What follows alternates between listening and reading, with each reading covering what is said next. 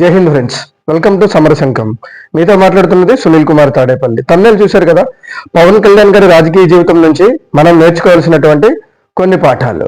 అందులో ఫస్ట్ ఇది వచ్చేసరికి, మీరు ఏదైనా ఒక రంగంలో పనిచేస్తున్నారు, ఆ రంగం నుంచి ఇంకో రంగంలోకి మార్పు చెందాలి, ఆ కెరీర్ని బిల్డప్ చేసుకోవాలి ఆ రంగంలో అని అనుకున్నప్పుడు, ఏదైతే రంగాన్ని మీరు ఎంచుకోదలుచుకున్నారో దానికి సంబంధించి ప్రాథమిక అవగాహన అనేది ఉండాలి. దానికి సంబంధించినటువంటి ఆ పొలిటికల్ ఎన్విరాన్మెంట్, అంటే ఆ రంగానికి సంబంధించినటువంటి ఆ వాతావరణంలో, ఎలాంటి వాతావరణంలో ఆ ఫంక్షనింగ్ అంతా జరుగుద్ది అన్న దాని మీద ప్రాథమిక అవగాహన ఉండాలి. పవన్ కళ్యాణ్ గారు సినిమా ఇండస్ట్రీ నుంచి రాజకీయాల్లోకి వచ్చారు. సినిమా ఇండస్ట్రీలో ఉండేటటువంటి సినిమా ఇండస్ట్రీలో ఎంటైర్ డిఫరెంట్ గా ఉంటుందండి. రాజకీయాలకి దానికి సంబంధం ఉండదు అసలు.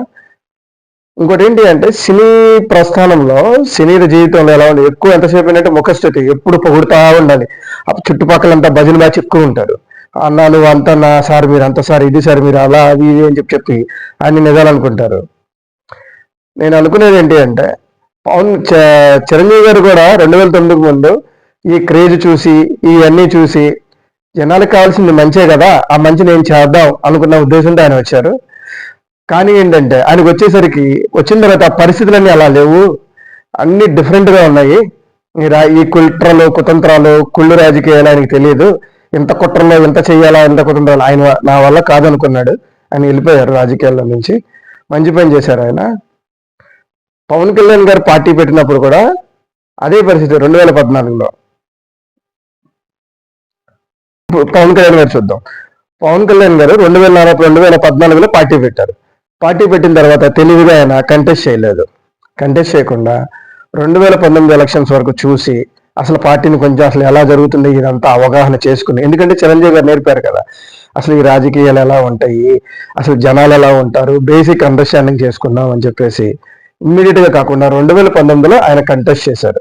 కంటెస్ట్ చేస్తే ఆయన అంతకుముందు వరకు సభలు పెడుతుంటే లక్షల్లో జనం, అసలు ర్యాలీ చేస్తే లక్షల్లో జనం, అట్లీస్ట్ నాకంటూ ఒక 20-30 నియోజకవర్గాలన్నా గెలుచుకుంటాను కన్నా అన్న ఆశల్లో ఉండడానికి. కానీ ఏంటి అంటే, ఆయనే ఓడిపోయారు. ఆయన చాలా పెద్ద దెబ్బ తగిలింది. అంటే ఆయనకి దీని మీద పూర్తి అవగాహన రాలేదు. ఆ 2019 నుంచి 2024 మధ్యలో ఇంకా ఫుల్ గ్రిప్ తెచ్చుకొని ఈరోజు ఒక డిప్యూటీ సీఎం పొజిషన్లో ఉన్నారు. ఇది ఫస్ట్ లెసన్ మనం నేర్చుకోవాల్సింది. రెండో పాయింట్ వచ్చి, తన గురించి ఎవరికైతే పూర్తిగా తెలియదో వాడు శత్రువు కాడు. ఎవరికైతే తన గురించి పూర్తిగా తెలుస్తుందో వాడు ఫ్యూచర్లో నీకు శత్రువు అవుతాడు.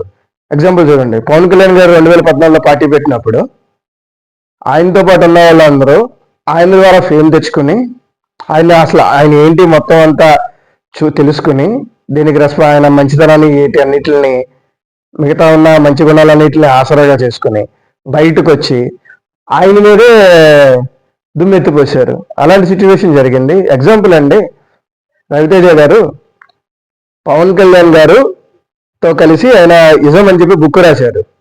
పార్టీ సిద్ధాంతాల రూపకల్పన దగ్గర నుంచి ఆయనతో ఉన్నారు. ఆయన బయటకు వచ్చి పవన్ కళ్యాణ్ గారిని ఎన్ని మాట్లాడినారండి, ఆయన ఇన్ఎఫిషియెంట్ పర్సన్ అని చెప్పేసి. ఇదంతా ఇలాగే ఉంటుంది. మీ గురించి తెలుసుకున్నవాడే అసలు మిమ్మల్ని ఎక్కడ కొడితే మీరు మాట్లాడరు, మీరు పాజిటివ్లు ఏంటి నెగిటివ్లు ఏంటి అని బేరీ చేసుకుని మిమ్మల్ని అక్కడ కొడతానికి ట్రై చేస్తూ ఉంటాడు. అదే జరిగింది.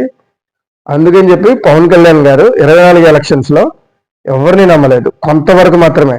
అసలు ఆయన చేస్తున్న ఏ వ్యూహాలు కూడా బయటకు రానివ్వకుండా ఆయన అంత పకడ్బందీగా ఎలక్షన్ చేశారు. అసలు బీజేపీతో పొత్తుంటుందని, టీడీపీతో పొత్తుంటుందని చెప్పి ఎవరు ఊహించలేదు. అలా చేసుకొచ్చారు. ఇది మనం రెండో లెసన్ పవన్ కళ్యాణ్ దగ్గర నుంచి నేర్చుకోవాల్సింది. మూడో పాయింట్ ఏంటి అంటే, నువ్వు ఎంత మంచిగా ఉన్నావు అనుకున్నా ఈ సమాజం అనేది నిన్ను మంచిగా ఉండవదు.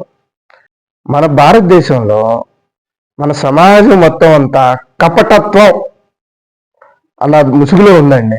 అందరికీ తెలుసు జరిగేదా, నువ్వు డబ్బులు తీసుకోకూడదని తెలుసు కానీ తీసుకుంటావు, నువ్వు డబ్బులు ఇవ్వకూడదని తెలుసు కానీ ఇస్తావు. ఎందుకు ఈ ముసుగులో గుద్దులు ఎట్లయ్యాన్ని, నాకు కావాల్సిందే, నాకు డబ్బులు కావాల్సిందే, ఓట్లేయడానికి సిగ్గు శరణాకని అడగొచ్చుగా, కాదు. మళ్ళీ నిన్న ఆ మాట అంటే నీకు కోపం, వాళ్ళు ఎత్తున్నారు వీళ్ళు ఎత్తున్నారు, నువ్వు తీసుకోవద్దు కదా. ఇదే కపటత్వం అంటే. ఇవన్నీ ఏంటంటే హిపోక్రసీ అంటారు. ఇలాంటి కపట నాటకాలు అనేవి చాలా ఉంటాయి. ఓట్ల విషయం కాదండి, అసలు మన ఇండియన్ సమాజంలోనే ఒకరిని మోసం చేయలేకుండా మనం బతకలేమండి. వచ్చే క్లయింట్ని మోసం చేయకుండా లాయర్ బతకలేడు, కస్టమర్ని మోసం చేయకుండా కంపెనీ బతకలేదు. ఆ సర్వీస్ ఈ సర్వీస్ ఈ ప్రొడక్ట్ కొంటే ఆ సర్వీస్ ఈ సర్వీస్ ఇస్తామని చెప్పేసి హ్యాండ్సప్ పెట్టేస్తారు. కానీ ఏంటి ఏమన్నా వస్తే సార్ ఇంతమంది జీవితాలు ఆధారపడి ఉన్నాయి సార్ కంపెనీ మీద అంటే. ఎగ్జాంపుల్ చూడండి, seize the ship. Pawan Kalyan గారు కాకినాడ వెళ్ళినప్పుడు సార్ కొన్ని వేల మంది ఉద్యోగాలు, కొన్ని వేల మంది బతుకులు పోతాయి సార్, చాలా మంది దీని మీద బతుకుతున్నారు సార్ అంటే. ఏంటి బతికేది? దొంగతనంగా బతకడమా? తప్పు చేసి బతకడమా? ఇది అలవాటు పడిపోయింది భారతీయులందరికీ. కపటత్వం. నువ్వు అందరూ దొంగలే, కాకపోతే ఏంటంటే దొరికితే. ఇది పవన్ కళ్యాణ్ దగ్గర నుంచి ఆయన దగ్గర నుంచి మనం నేర్చుకోవచ్చు. ఇది ఆయన నేర్పించారు మనకి.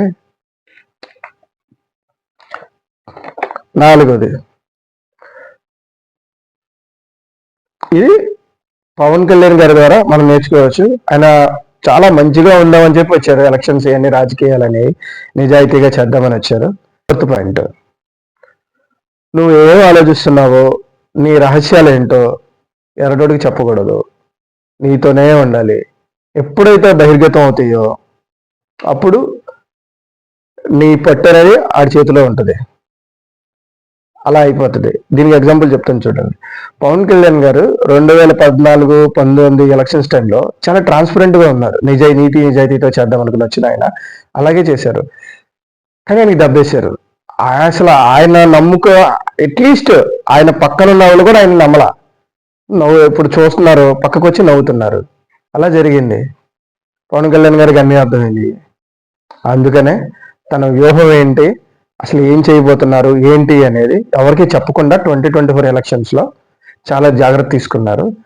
చాలా కొద్ది సర్కిల్లో తనకు బాగా నమ్మదగిన వ్యక్తుల మధ్యలోనే ఉంచుకుని అంత రాజకీయం నడిపారు.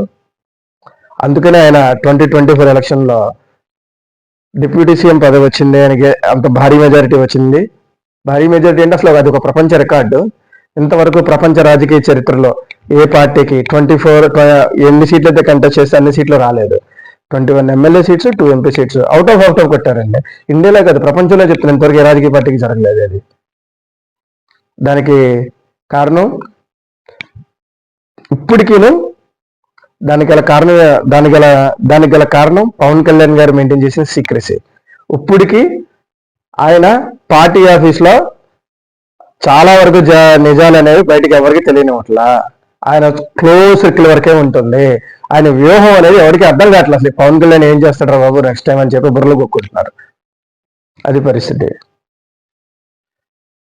నెక్స్ట్ లాస్ట్ పాయింట్, కాలం కలిసి రానప్పుడు ఎదురొడ్డి నిలబడాలి. కాలమే నువ్వు చేసే యుద్ధానికి సమాధానం చెప్తుంది. 2024 ఎలక్షన్ రిజల్ట్స్ అండి. పవన్ కళ్యాణ్ గారు 2014 నుంచి 2024 ఎలక్షన్స్ వరకు చేసిన యుద్ధం ఉంది కదండి. అసలు ఎవరున్నారండి ఆయనతో? ఎన్ని కష్టాలండి. ఆయన ఫ్యామిలీని తిట్టించుకున్నాడు. లిటరల్గా రోడ్డు ఎన్ని మాటలు అన్నారండి ఫ్యామిలీని. ఆయన ఫ్యామిలీ ఇంట్లో తల్లి, భార్య, పిల్లలు అందరితో సహా తిట్టారు ఆయన్ని. ఇప్పటికీ తిడతానే ఉన్నారు. 3 పెళ్లిళ్ళు అన్నారు, 4 పెళ్లిళ్ళు, చాలా రకాలుగా అవమానించారు ఆయన్ని. అసలు ఆయనతో పాటు ఉన్న వాళ్ళందరూ ఉండరా అనుకుని ఒక సందిగ్ధంలో 2024లో ఆయన ఉన్నారు. కానీ ఎవరైతే స్ట్రెంత్ అనుకున్నారో ఆ స్ట్రెంత్ మాత్రం ఆయనకు వచ్చింది. కానీ ఉన్న స్ట్రెంత్ సరిపోదు. బట్ ఆయనకి ఆ విషయం ఆయనకి తెలుసు. అందుకే ఆయన బలాన్ని నెమ్మదిగా పుంజుకుంటున్నారు. దానికి సంబంధించిన అడుగులు కూడా చాలా పకడ్బందీగా ప్లాన్ చేసుకుంటున్నారు.